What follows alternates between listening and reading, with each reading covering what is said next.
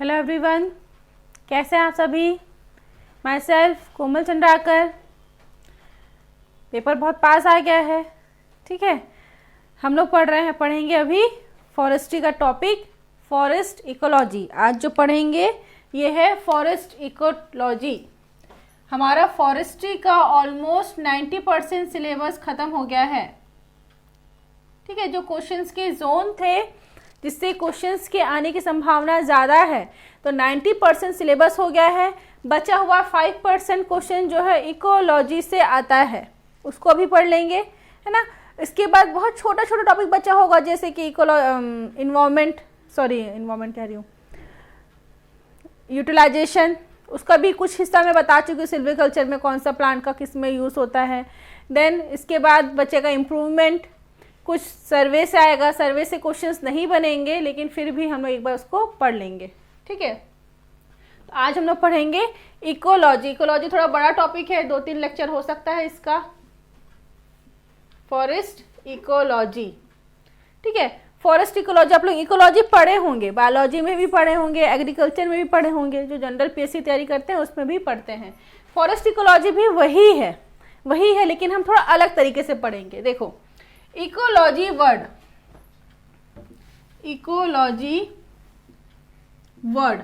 सबसे पहले किसने दिया? इकोलॉजी वर्ड सबसे पहले किसने दिया? तो अर्नस्ट हैकल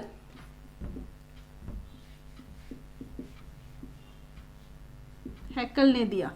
कब दिया? इकोलॉजी वर्ड सबसे पहले किसने दिया? तो अर्नेस्ट हैकल ने दिया। कब दिया? 1869 में, 1869, ठीक है। लेकिन इसी इकोलॉजी को ये कौन दिया? वर्ड, टर्म, ठीक है। इसी इकोलॉजी को सबसे पहले डिफाइन किसने किया? क्वेश्चन के जोन से ये, ठीक है। आपको ऑप्शंस में जो 4 नाम बताऊंगा, चारों नाम मिलेंगे, वो चारों नाम आपको मिलेंगे, तो कंफ्यूज होते हैं, इसलिए उसको यहीं क्लियर कर लेते हैं। इकोलॉजी का जो वर्ड है, टर्म है, वो किसने दिया? अर्नेस्ट हैकल ने दिया 1869 में, ठीक है। इकोलॉजी को सबसे पहले डिफाइन किसने किया? तो ओडम ने किया। किन्होंने किया? ओडम ने किया। डिफाइन किन्होंने किया? तो ओडम ने किया। कब किए? तो 1963 में। कब किए? 1963 में, ठीक है। देन इकोसिस्टम वर्ड है, इकोसिस्टम। इकोसिस्टम को सबसे पहले, इस इकोसिस्टम का टर्म दिया है A.G. टेंसले ने। किसने दिया? A.G. टेंसले ने इकोसिस्टम का वर्ड दिया। कब दिया? तो 1935। कब दिया?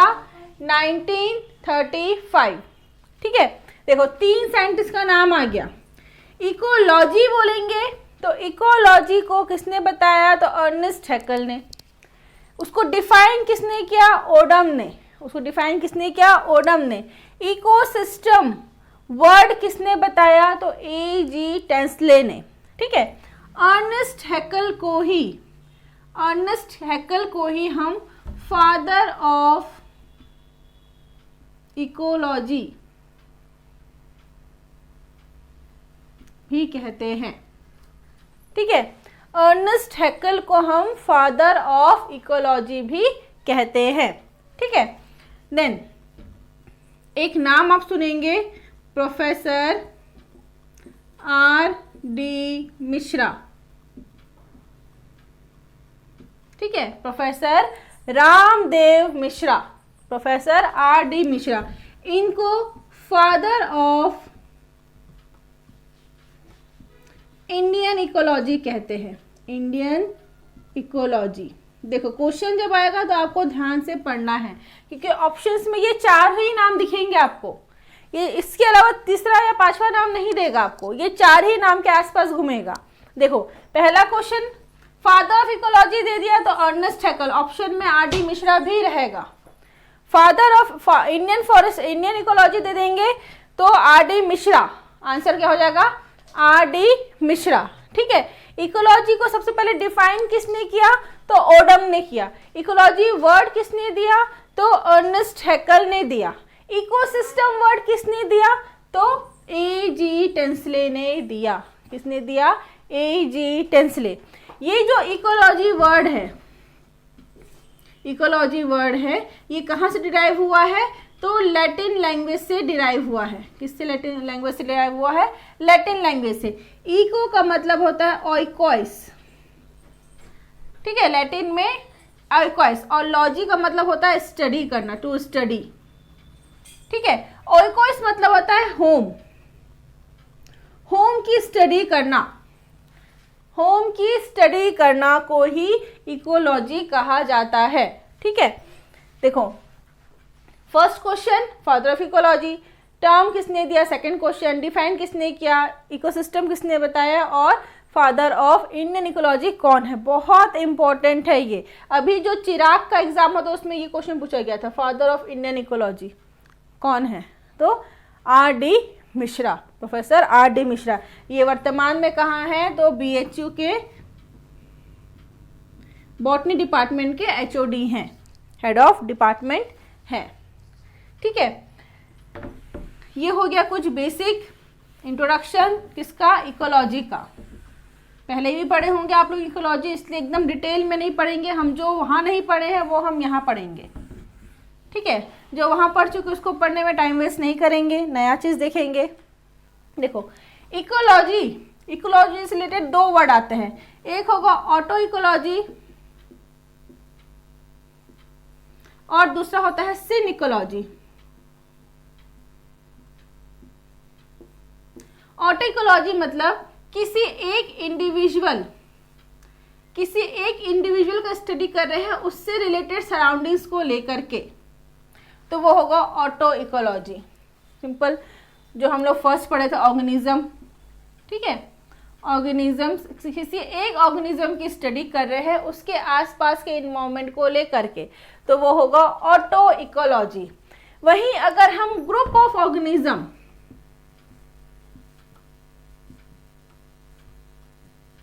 ग्रुप ऑफ ऑर्गेनिज्म, इसी को कहते हैं हम पॉपुलेशन। ठीक है, ग्रुप ऑफ पॉपुलेशन कहते हैं कम्युनिटी। कम्युनिटी की स्टडी कर रहे हैं अगर हम, उससे आसपास सराउंडिंग की स्टडी कर रहे हैं, तो किसका पार्ट हो जाएगा?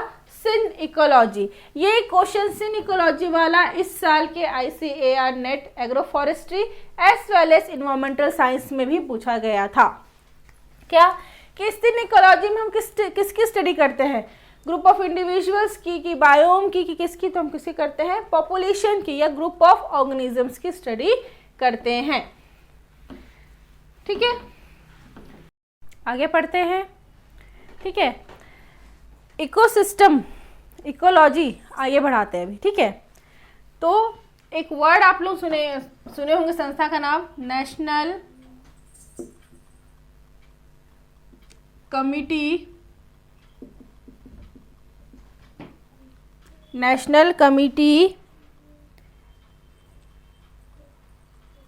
For environment planning and coordination.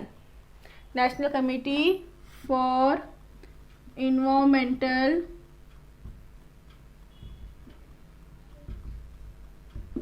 Planning and commission. National committee for environmental planning and commission कब एस्टैब्लिश हुआ? तो 1972 में। 1972 में national committee for environmental planning and commission की एक कमिटी का गठन हुआ। ठीक है, इस कमिटी के सिफारिश से 1984 में, किस कमिटी के सिफारिश से? तो उसमें आ जाएगा ऑप्शन में national commission on agriculture, national commission on forestry, national commission on environmental and planning. ठीक है, तो आंसर आपको होगा इन्वायरमेंट एंड प्लानिंग। इसकी सिफारिश से 1984 में MOEF, ministry of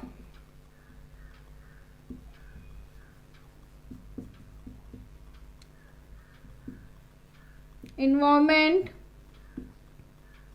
and forestry बनाया गया। कब बनाया गया? तो 1984 में। ठीक है, किसके सिफारिश से? तो इसके सिफारिश से। ये कब बनाया गया था? 1972 में कमेटी बना था, उसने सिफारिश की। सिफारिश के बाद 1984 में MOEF ministry of environment and forest की इस्टेब्लिशमेंट हुआ था। ठीक है, देन इन्वायरमेंट से रिलेटेड एक संस्था का क्वेश्चन बार बार आता है, वो है NEERI, national environment engineering and research institute. कहाँ पर है? नागपुर में है। क्या? NEERI, NEERI, national environment engineering and research institute. कहाँ है? तो नागपुर, महाराष्ट्र में है। नागपुर महाराष्ट्र में ये है। ठीक है, आगे बढ़ते हैं इकोलॉजी में। देखो, इकोलॉजी क्या है? किसी भी ऑर्गेनिज्म का उसके सराउंडिंग के साथ में जो रिलेशनशिप है उसकी स्टडी करने को ही हम इकोलॉजी कहते हैं। अब सपोज ये ऑर्गेनिज्म है, ये जंगल है, फॉरेस्ट पढ़ना है हमको, ये जंगल है। इस जंगल में यहाँ पर एक टाइगर रहता है। ठीक है, टाइगर रहता है। तो इस जंगल में ये टाइगर रहता है, तो ये जंगल उसका क्या हो गया? हैबिटाट। क्या हो गया? हैबिटाट। अब ये जरूरी तो नहीं कि इस पूरे जंगल में सिर्फ एक ही जानवर रहता है, टाइगर ही रहता है, जरूरी तो नहीं।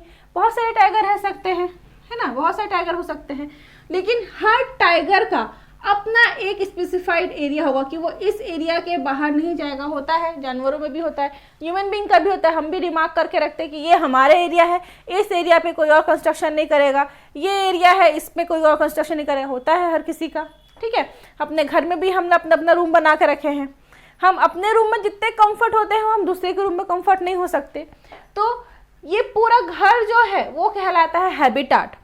लेकिन किसी एक इंडिविजुअल के एक पर्टिकुलर एरिया को बोलेंगे तो वर्ड आएगा क्या? नीचे, NICHE, नीच भी कहते हैं कहीं पर, कहीं इसको नीचे कहते हैं। मतलब क्या है?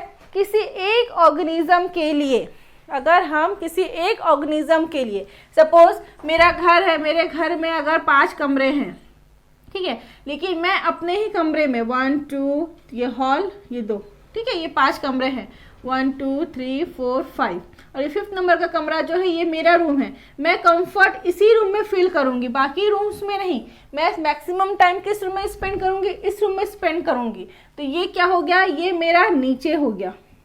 किसी एक पर्टिकुलर ऑर्गेनिज्म के लिए निकाल रहे हैं तो वो नीचे।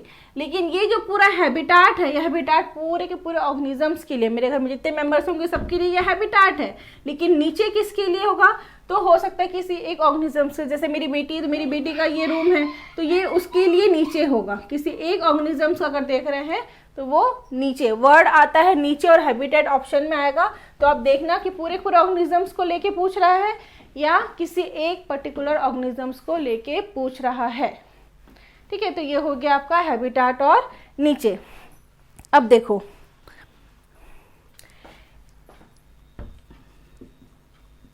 इकोसिस्टम, इसके 2 कंपोनेंट होते हैं। इकोसिस्टम के 2 कंपोनेंट होते हैं। एक कंपोनेंट होता है एबायोटिक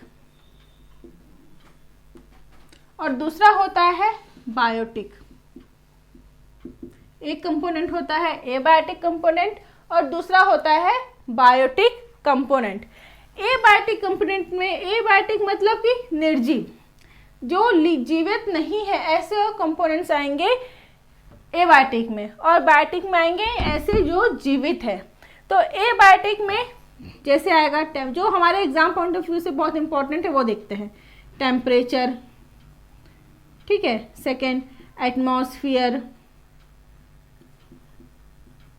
वायुमंडल, ठीक है, तीसरा लाइट, चौथा वाटर, पानी, पांचवा सॉइल, छठवा फायर, सातवां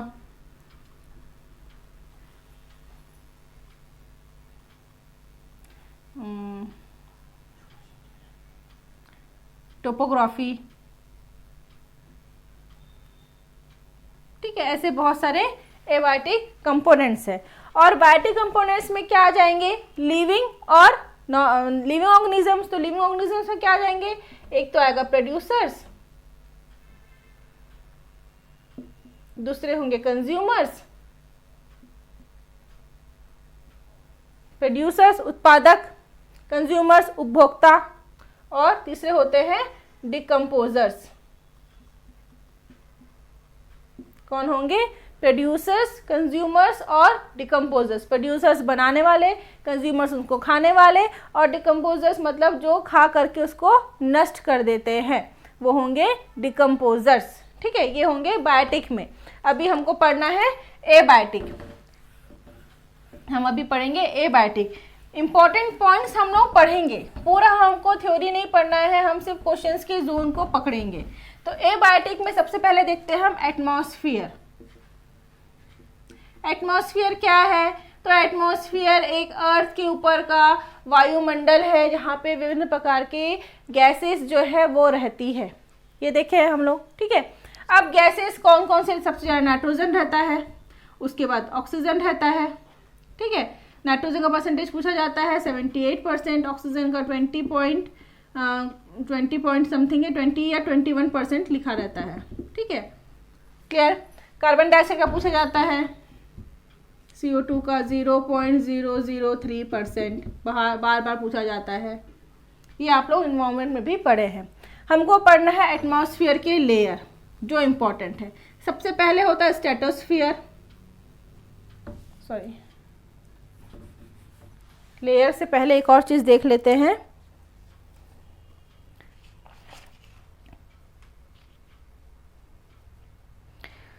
चलो लेयर ही पढ़ लेते हैं, ठीक है। सबसे पहला होता है ट्रोपोस्फियर। सबसे पहला होता है ट्रोपोस्फियर। ट्रोपोस्फियर, ठीक है। ये जो ट्रोपोस्फियर होता है, इस ट्रोपोस्फियर का जो दायरा होता है वो 0 से 18 किलोमीटर स्क्वायर में रहता है, ठीक है। देन होता है स्ट्रेटोस्फियर। स्ट्रेटोस्फियर, स्ट्रेटोस्फियर जो है वो 18 टू 35 किलोमीटर के रेंज में रहता है। उसके बाद होता है मेसोस्फियर, आयनोस्फियर और एक्सोस्फियर। मेसोस्फियर हम सिर्फ एग्जाम के पॉइंट ऑफ व्यू से देख रहे हैं अभी ना। मेसोस्फियर, आयनोस्फियर और फिफ्थ होता है एक्सोस्फियर। देखो इस पे हम जैसे जैसे ऊपर जाएंगे तो हमारा टेम्परेचर जो होगा वो कम होते ही जाएगा। टेम्परेचर क्या होगा, कम होते हुए जाएगा। हम जैसे जैसे ऊंचाई की ओर जाएंगे टेम्परेचर कम होगा। लेकिन स्ट्रेटोस्फियर मतलब समताप मंडल, वहां पर क्या होगा, टेम्परेचर जो होगा वो सेम रहेगा। वहां पे कोई भी क्लाइमेटिक चेंज नहीं होगा। क्लाइमेटिक चेंज कहाँ होगा, तो सिर्फ ट्रोपोस्फियर रीजन में होगा। बारिश का, धूप का, ये सब जो मौसम होता है ना, बादल छाना, ये सब कहाँ होगा, तो ट्रोपोस्फियर में होता है। ट्रोपोस्फियर में और स्ट्रेटोस्फियर में क्या होता है, कोई टेम्परेचर चेंज नहीं होता है। इसीलिए एरोप्लेन जो होंगे, ये क्वेश्चन आया हुआ है, एरोप्लेन एटमॉस्फेयर के किस रीजन में फ्लाइट करता है, तो किस में करता है, तो स्ट्रेटोस्फियर में। क्यों करता है, वहां पे मौसम का कोई भी चेंजेस नहीं होता, वहां पर हमेशा समताप मंडल बना हुआ रहता है। हमको ये दो को फोकस करना है, इसको नहीं करना है। हमको फोकस इसमें करना है क्योंकि एग्जाम में क्वेश्चन इससे आएंगे। पहला क्वेश्चन तो बता दी क्या, कि एटमॉस्फेयर में जो एरोप्लेन है वो कौन से लेयर में फ्लाई करता है, तो स्ट्रेटोस्फियर में। देखो मैं इसको बताई थी 0 से 18 किलोमीटर और ये है 18 टू 35 किलोमीटर, ये मैं बताई थी। एक लेयर है ओजोन लेयर, इंपॉर्टेंट, बहुत इंपॉर्टेंट। ओजोन क्या है, O3 है। ये लेयर प्रेजेंट होता है 15 टू 35 किलोमीटर तक। कहाँ तक, 15 से 35 तक। देखो ये अर्थ है, ठीक है, इसको अर्थ ले लो, अर्थ से यहाँ क्या है, ट्रोपोस्फियर है 0 से 18। यहाँ से यहाँ क्या है, स्ट्रेटोस्फियर है।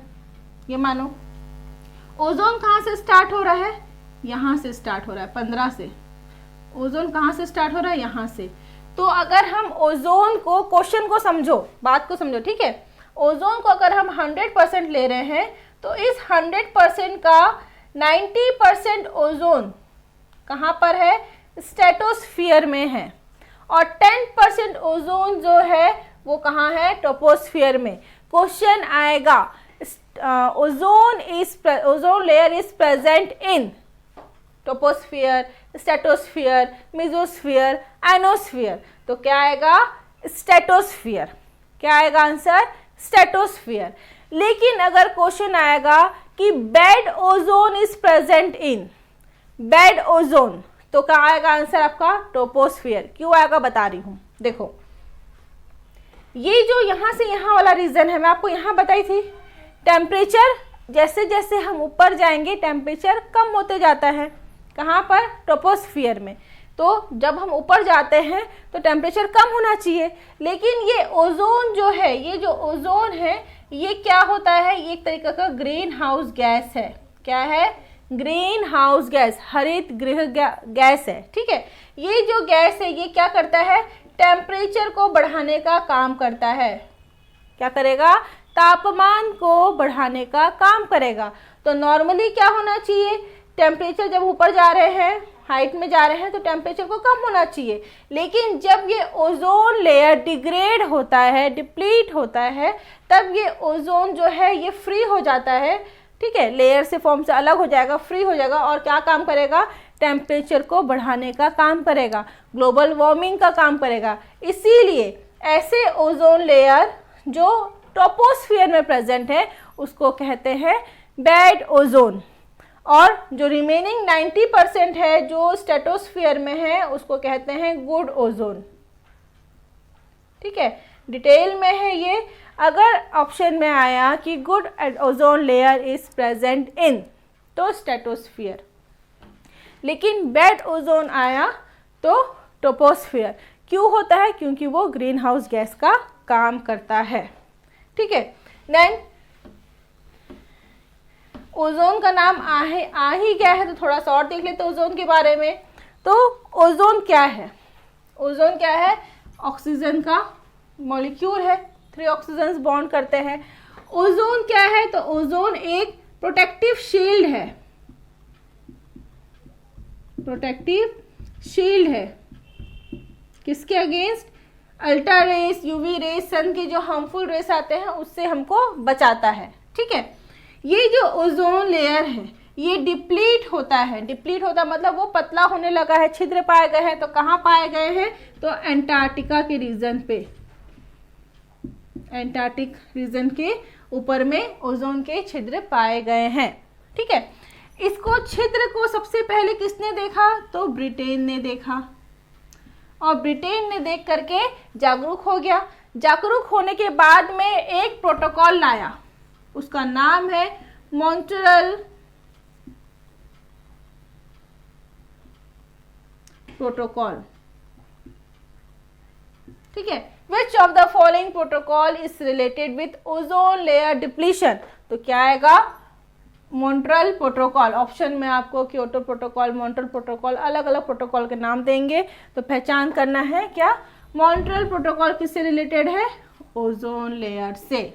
किससे रिलेटेड है, ओजोन लेयर से। ये मॉन्ट्रियल प्रोटोकॉल जो है वो 16 सितंबर 1987 में किया गया था। कब किया गया था, 16 सितंबर 1987 में हुआ था। कहाँ पर हुआ था, तो मॉन्ट्रियल नामक एक स्थान है, वहाँ पर मॉन्ट्रियल प्रोटोकॉल किया गया था, ठीक है। कब किया गया था, तो 1987, ईयर को याद रखना। कौन से डेट में किया गया था, 16 सितंबर। 16 सितंबर को इसीलिए ओजोन डे के फॉर्म में मनाया जाता है, ठीक है। 16 September is celebrated as world ozone day, world ozone day. क्या, 16 सितंबर क्या है? वर्ल्ड ओजोन डे है।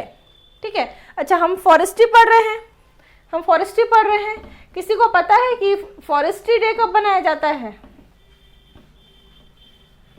पता होगा तो आप नोट कर लीजिए, नहीं पता होगा तो मैं बता रही हूँ। Forestry day, world forestry day बनाया जाता है 21 मार्च को। कब बनाया जाता है? 21 मार्च को। लेकिन वर्ल्ड फॉरेस्ट्री वीक या वाइल्ड लाइफ वीक बोलेंगे तो फर्स्ट वीक ऑफ अक्टूबर। ठीक है, अगर वीक बोलेंगे तो फर्स्ट वीक ऑफ अक्टूबर, और अगर फॉरेस्ट्री डे बोलेंगे तो 21 मार्च को बनाया जाता है विश्व वानिकी दिवस। तो ये हो गया आपका एटमॉस्फेयर का। एटमॉस्फेयर में गैसेस होते हैं, हमें बताइए। पहला सबसे ज़्यादा नाइट्रोजन 78%, ठीक है, ऑक्सीजन 21%, आर्गन होता है 18%, 0.9%, 0.09% होता है आर्गन, और कार्बन डाइऑक्साइड होता है 0.003%। ठीक है, परसेंट का क्वेश्चंस आते हैं, इसलिए इसको भी नोट डाउन कर लीजिए। देन आते हैं हम नेक्स्ट एबायोटिक फैक्टर जो है टेम्परेचर।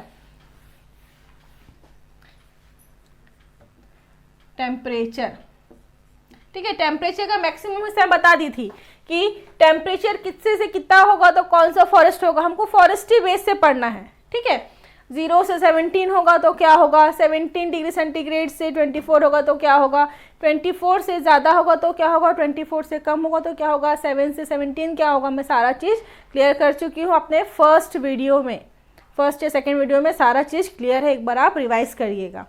ठीक है, 2 टर्म आते हैं, एक होता है warm blooded animal,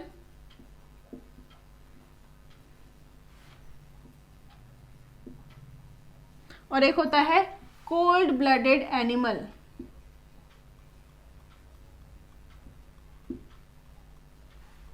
warm blooded animal मतलब ऐसा एनिमल जिनका बॉडी टेम्परेचर कांस्टेंट रहता है, बॉडी टेम्परेचर कांस्टेंट होता है। उनका बॉडी टेम्परेचर सराउंडिंग टेम्परेचर के साथ में वेरी नहीं करता। जैसे मेरा बॉडी टेम्परेचर 98 फ़ारेनहाइट है तो 98 फ़ारेनहाइट हर सीजन में मिलेगा।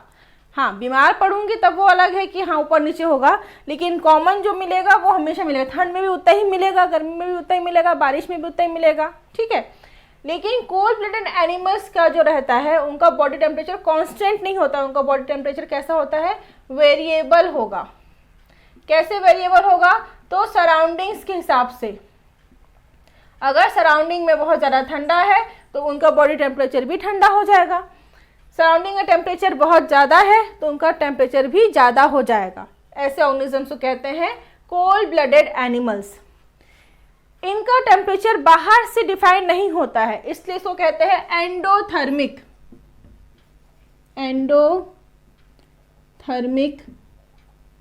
ऑर्गेनिज्म। क्योंकि एंडो मतलब अंदर से बॉडी का टेम्परेचर कंट्रोल हो रहा है, और इसमें बाहर से हो रहा है, इसलिए इसको कहते हैं एक्टोथर्मिक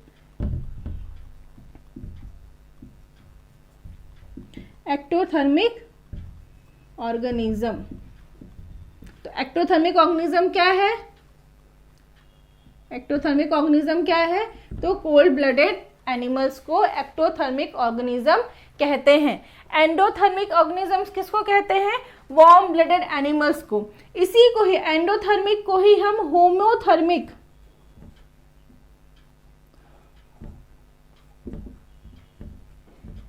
क्योंकि ये कांस्टेंट रहता है, इनका बॉडी टेम्परेचर कांस्टेंट रहता है, बट इसका बॉडी टेम्परेचर वेरिएबल है, इसलिए इसको पॉइकिलोथर्मिक भी कहते हैं, पॉइकिलोथर्मिक भी कहते हैं। ये वर्ड में इसलिए बताया क्योंकि इससे क्वेश्चंस उठते हैं, एक्टोथर्मिक, एंडोथर्मिक, होम्योथर्मिक और पॉइकिलोथर्मिक। सिंपल सा वर्ड है, इसको बस समझ जाओ। वार्म ब्लडेड एनिमल क्या होता है, तो ये क्लियर हो जाएगा कोल्ड ब्लडेड एनिमल क्या होता है, तो ये क्लियर हो जाएगा। इसके एग्जाम्पल है ह्यूमन बींग्स, जितने भी मैमल्स होते हैं, ठीक है, जितने भी मैमल्स वाले ऑर्गेनिजम्स हैं, बर्ड्स हैं, वो सारे किस में आएंगे, वार्म ब्लडेड एनिमल्स में। इसमें रेप्टाइल्स आएंगे जो रेंगते हैं, जैसे सांप हो गया, केकड़ा हो गया, ये सारे, ठीक है। इसमें फिश आएंगे, इसमें एम्फीबियंस आएंगे, एम्फीबियंस मतलब मेढक, फ्रॉग, ठीक है। रेप्टाइल्स, तो रेप्टाइल्स का ही एक बहुत बड़ा प्रजाति था, उसका नाम है डायनासोर, ठीक है। डायनासोर के विलुप्त होने का कारण, मेन कारण क्या था कि वो कोल्ड ब्लडेड एनिमल्स थे। जब अर्थ का टेम्परेचर एक समान था, अचानक से कोई बड़ा सा एस्ट्रॉयड आके उस पर टकराया अर्थ से, तो टेम्परेचर में बहुत ज़्यादा वेरिएशन हुआ। टेम्परेचर में वेरिएशन हुआ क्योंकि इनका भी आदत क्या है, टेम्परेचर से अपना हार्ट को, बॉडी के टेम्परेचर को वेरिएट करना। तो वेरिएट करते करते इतना ज़्यादा वेरिएशन हुआ कि उनका हार्ट बस्ट हो गया, इस वजह से डायनासोर्स खत्म हो गए, ठीक है। रीज़न क्या था डायनासोर के विलुप्त होने का, क्योंकि वो कोल्ड ब्लडेड एनिमल्स थे, ठीक है। ये क्वेश्चंस की जोन है, क्वेश्चंस की जोन है, इसको आप पकड़ के रखिए अच्छे से।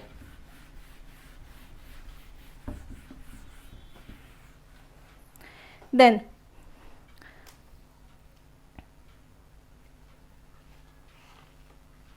इसके बाद नेक्स्ट इंपॉर्टेंट टॉपिक जो है वो है लाइट, बहुत इंपॉर्टेंट।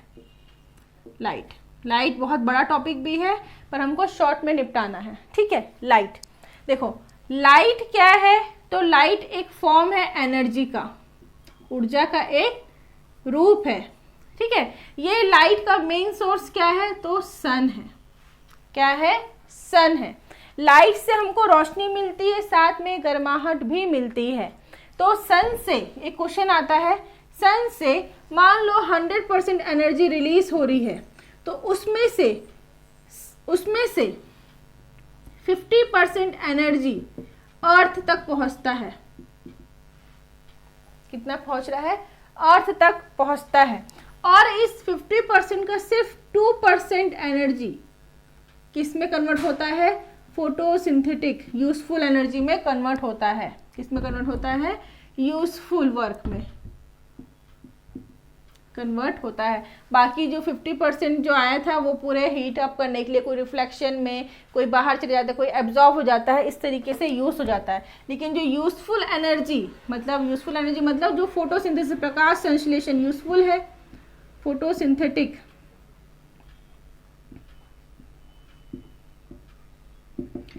एक्टिविटीज में कितने परसेंट यूज होते हैं, तो सिर्फ और सिर्फ 2% लाइट एनर्जी यूज होता है, ठीक है। सिर्फ और सिर्फ 2% एनर्जी यूज होता है। अब अभी रिसेंटली एग्जाम हुआ था चिराग का, ठीक है, उसमें क्वेश्चन आया था, ऐसे प्लांट्स जो सन लविंग हैं उसको क्या कहते हैं। ऐसे प्लांट्स जो डायरेक्ट रोशनी में, जब डायरेक्ट सनलाइट पड़ता है तब अच्छे से ग्रो करते हैं, और दूसरे होते हैं शेड लविंग, जो छाया में उगते हैं। जो छाया अगर उनको पड़ेगा, डायरेक्ट सनलाइट ना पड़ के छाया पड़ेगा, तो ऐसे प्लांट्स को क्या कहते हैं। तो उसमें क्वेश्चन आया था sun loving plants. Sun loving plants को कहते हैं हेलियोफाइट्स। हेलियोफाइट्स। और शेड लिविंग प्लांट को कहते हैं स्कियोफाइट्स। अभी रिसेंटली एग्जाम हुआ था, ठीक है, उसमें पूछा गया था कि शेड लिविंग प्लांट को क्या कहते हैं, स्कियोफाइट्स। सन लिविंग प्लांट्स को कहते हैं हेलियोफाइट्स। इसको याद रखेंगे क्योंकि रिसेंटली एग्जाम में आया था, तो हो सकता है ये क्वेश्चन रिपीट हो जाए। लाइट के कंपैरिजन में है, जो ऐसे प्लांट्स जो डायरेक्ट सनलाइट में ग्रो करते हैं, ज़्यादा अच्छे से ग्रो करते हैं, उनको कहते हैं हेलियोफाइट्स। ऐसे प्लांट्स जो छाया में ज़्यादा अच्छा ग्रो करते हैं, उसको कहते हैं स्कियोफाइट्स, ठीक है। देन लाइट में एक वर्ड आता है photo period. Photo periodism, photo periodism, photo periodism मतलब फोटो मतलब होता है लाइट, लाइट का पीरियड, लाइट के पीरियड के अकॉर्डिंग अलग अलग टाइप्स के होते हैं। जैसे देखो अभी ठंड का समय स्टार्ट हो गया है, अब 6 बजे ही अंधेरा हो जाता है, मतलब लाइट का जो ड्यूरेशन है वो कम हो गया है। तो इस समय में कुछ फ्लावर्स जो है, कुछ प्लांट्स जो है वो फ्लावर करते हैं, ब्लॉसम करते हैं, फूल आते हैं उनमें। क्यों? क्योंकि उनको कम समय के लिए धूप चाहिए, उसके बाद वो अपना रिप्रोडक्शन स्टार्ट करते हैं। वैसे ही कुछ प्लांट्स हैं जिनको ज़्यादा 12 घंटे से ज़्यादा घंटे का उनको रोशनी चाहिए, तब जाके वो फ्लावर करते हैं। तो ऐसे लाइट के अकॉर्डिंग हमने प्लांट्स को क्लासीफाई किया क्या है, किस किस में। एक है long day plant, long day plant, दूसरा है शॉर्ट डे प्लांट, और तीसरा है day neutral plant, day neutral plant. ठीक है, ऐसा प्लांट जिसको 12 घंटे से 14 घंटे तक का रोशनी चाहिए, किसके लिए? फ्लावरिंग के लिए, तो वो होंगे लॉन्ग डे प्लांट। ऐसे प्लांट जिसको 8 से 10 घंटा चाहिए सिर्फ, तो वो होंगे शॉर्ट डे प्लांट। और डे न्यूट्रल प्लांट मतलब इनको कुछ फर्क नहीं पड़ता डे के साथ, कितना भी लंबा दे वो अपना फूल खिलेंगे, अपना फल बनाएंगे। तो ऐसे प्लांट्स को कहते हैं हम डे न्यूट्रल प्लांट। ठीक है, तो शॉर्ट डे प्लांट के एग्जांपल और लॉन्ग डे प्लांट के एग्जांपल देख लेते हैं। लॉन्ग डे प्लांट का एग्जांपल है पोटैटो, स्पिनच, ठीक है, पालक, आलू, पालक, देन जैस्मिन, ये क्या है? लॉन्ग डे प्लांट है। शॉर्ट डे प्लांट का एग्जांपल है ज़ैंथियम,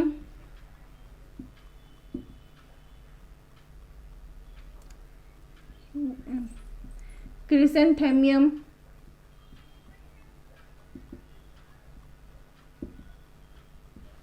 डहेलिया, सेवंती। ठीक है, ये सब क्या है? शॉर्ट डे प्लांट है। ज़ैंथियम और क्रिसेंथेमियम कॉमन एग्जाम्पल है जो पूछा जाता है 2 से। ठीक है, डे न्यूट्रल का बहुत इंपॉर्टेंट है, वो क्या है? सनफ्लावर। सनफ्लावर क्या होता है? तो डे न्यूट्रल होता है। नॉर्मली हम सनफ्लावर को क्या टिक लगाते हैं कि लॉन्ग डे प्लांट होगा, क्योंकि सनफ्लावर सन की तरफ मूव करता है। लेकिन कैसा होता है? तो ये डे न्यूट्रल प्लांट होता है। कैसा होता है? डे न्यूट्रल प्लांट होता है। ठीक है, सनफ्लावर डे न्यूट्रल प्लांट है। टोमेटो डे न्यूट्रल प्लांट है। ठीक है, साथ में कॉटन भी डे न्यूट्रल प्लांट है। एग्जाम्पल्स बहुत सारे हैं, बट मैं ऐसे ही एग्जाम्पल बता रही हूँ जो किसी न किसी एग्जाम में पूछा गया है। ठीक है, लॉन्ग डे प्लांट में पोटैटो, स्पिनच पूछा जाता है। जैस्मिन का इसलिए नहीं पूछा जाता क्योंकि जैस्मिन हमको नॉर्मल से लगता है कि मोगरा हमको गर्मी के समय में खिला हुआ मिलता है। ठीक है, शॉर्ट डे प्लांट में क्या आएगा? तो ज़ैंथियम, क्रिसेंथेमियम, dahlia, Sevanti. Day neutral plant में क्या आएगा? तो सनफ्लावर, टोमेटो और कॉटन। ठीक है, एग्जाम्पल्स को याद रखिए।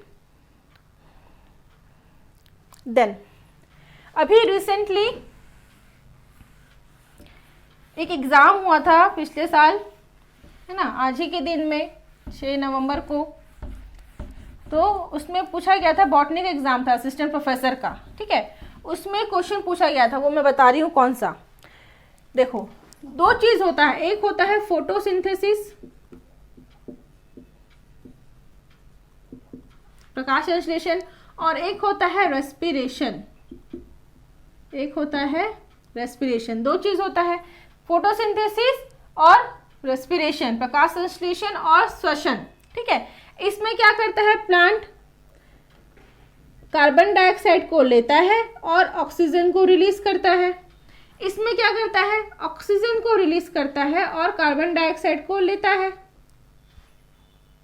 सॉरी, ऑक्सीजन को एब्जॉर्ब करता है, कार्बन डाइऑक्साइड को रिलीज करता है। ठीक है, जस्ट अपोजिट है ये। ये कब होता है? सिर्फ और सिर्फ डे में, जब लाइट है,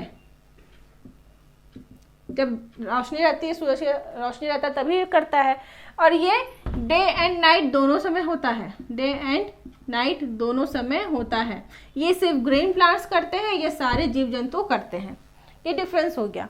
देखो बताने का क्या है, एक समय होता है जब रात से दिन निकल रहा हो, डे निकल रहा हो, या डे से जब रात होते रहती है। तो एक समय आता है कौन सा? इवनिंग वाला, मतलब ना ही वो दिन है ना ही वो रात है, होता है। तो दिन में क्या करता है ग्रीन प्लांट? फोटोसिंथेसिस करता है। और रात में क्या करता है? रेस्पिरेशन करता है। तो दिन का वह पहर जब rate of photosynthesis becomes equal to rate of respiration। क्या बोल रही हूं मैं? जब प्रकाश संश्लेषण की दर श्वसन की दर के बराबर होती है तो उसको क्या कहते हैं? उस क्रिया को कहते हैं कंपेंसेशन पॉइंट। Compensation point. यही क्वेश्चन आया था असिस्टेंट प्रोफेसर बॉटनी में लास्ट ईयर, बस पीएससी के द्वारा एग्जाम किया गया था। ठीक है, क्या पूछा गया था?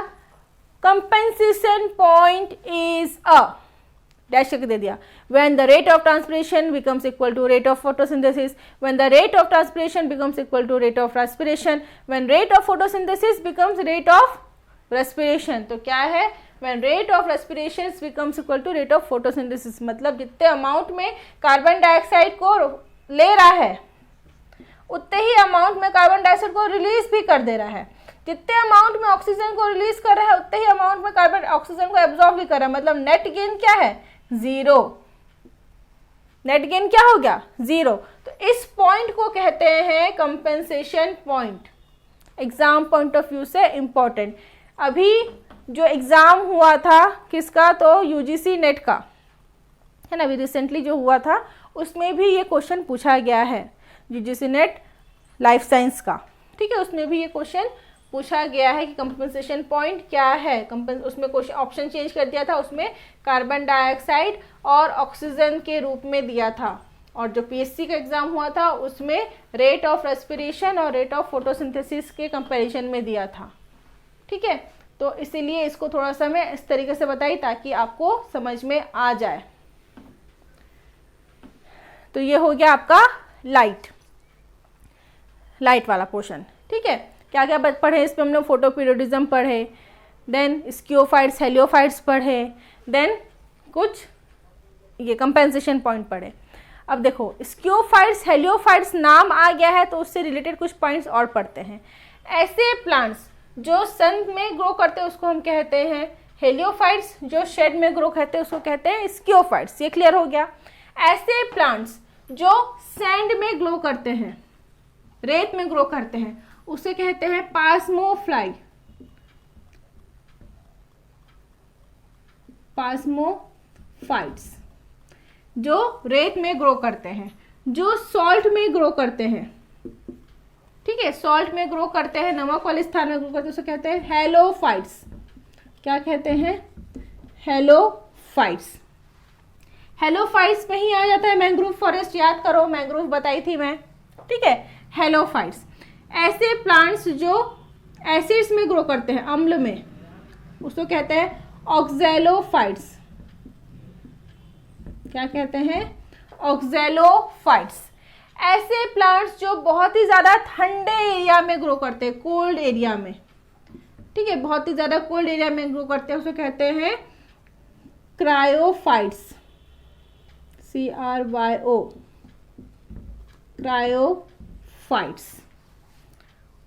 ठीक है, क्या क्या बताई मैं? पहले तो सन वाला बताई, हेलियोफाइट्स,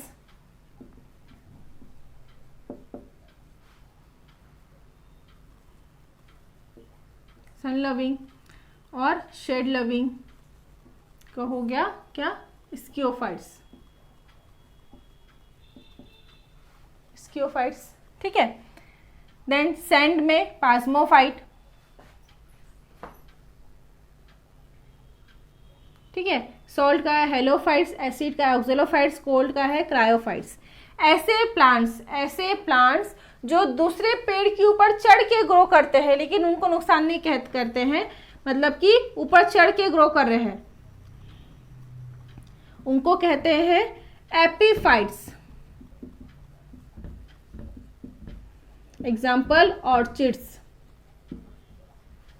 ठीक है, ऑर्चिड्स, एपीफाइट्स।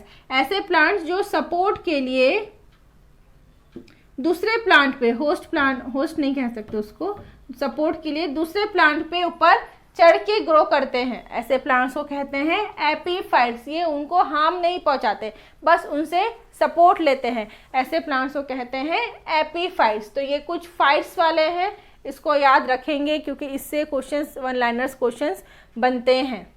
सैंड का क्वेश्चन आया हुआ है, सॉल्ट का आया हुआ है, एसिड का आया हुआ है, कोल्ड का आया हुआ है, आ चुका है ये सारे क्वेश्चंस। तो इसको आप लोग करते हुए चलिए, इसके बाद आगे के लेक्चर में हम लोग कंटिन्यू करेंगे। Okay, thank you.